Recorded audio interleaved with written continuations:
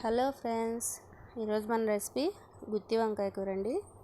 వంకాయలు చూసారా ఎంత ఫ్రెష్గా ఉన్నాయో. నేను ఇక్కడ ముళ్ళొంకాయలు తీసుకున్నానండి. మీకు ఏవి అవైలబిలిటీలో ఉంటే అవి తీసుకోండి. ఇవైతే టేస్ట్ చాలా బాగుంటాయి.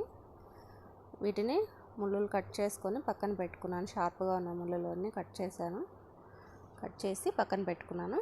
ఇప్పుడు మనం వీటికి కావాల్సిన మసాలా ప్రిపేర్ చేద్దామండి. ముందుగా ఒక ప్యాన్ పెట్టుకొని కొన్ని పల్లీలను తీసుకొని దోరగా వేయించుకోవాలండి. దోరగా వేయించుకొని చల్లారినాక పొట్టు తీసి పక్కన పెట్టుకోవాలి. ఇప్పుడు మసాలా కోసం కొద్దిగా అల్లం, వెల్లుల్లి, చెక్క, లవంగాలు, కొత్తిమీర, ఉప్పు, కారం, పసుపు, ధనియాల పొడి, ఎండు కొబ్బరి పొడి, వీటితో పాటు ఒక టమోటా, ఆనియన్ కూడా వేసుకున్నానండి. ఇప్పుడు వీటన్నింటిని మెత్తగా పేస్ట్ లాగా గ్రైండ్ చేసుకోవాలి.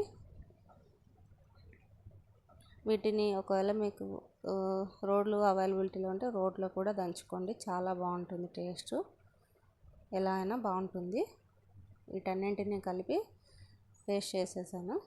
ఇప్పుడు మనం ముందుగా ముళ్ళులు తీసి పక్కన పెట్టుకున్న వంకాయల్ని ఇలా 4 పీసులుగా కట్ చేసుకొని ఉప్పు ఉన్న వాటర్లోకి వేసుకోవాలి, లేదంటే నల్లగా అవుతాయి వంకాయలు. ఇప్పుడు మనం ముందుగా గ్రైండ్ చేసి పెట్టుకున్న మసాలా పేస్ట్ని అందులో స్టఫ్ చేసుకోవాలి. వంకాయలో స్టఫ్ చేసి పక్కన పెట్టుకోవాలి.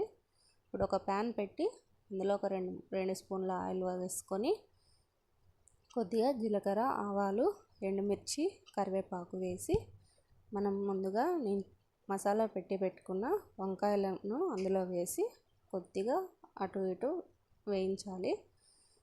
ఇప్పుడు మిగిలిపోయిన మసాలాను కూడా వేసి కొంచెం సేపు అలా ఫ్రై చేసి మనకి తగినన్ని వాటర్ వేసుకొని మూత పెట్టి సిమ్లో ఉడికించాలండి. సిమ్లోనే ఉడికించాలి, లేదంటే మసాలాలు అడుగంటేస్తాయి. చూసారా ఇప్పుడు వంకాయలు ఎంత సాఫ్ట్గా ఉడికిపోయాయో. అంతే అండి, చాలా సింపుల్గా గుత్తి వంకాయ కూర రెడీ అయిపోతుంది.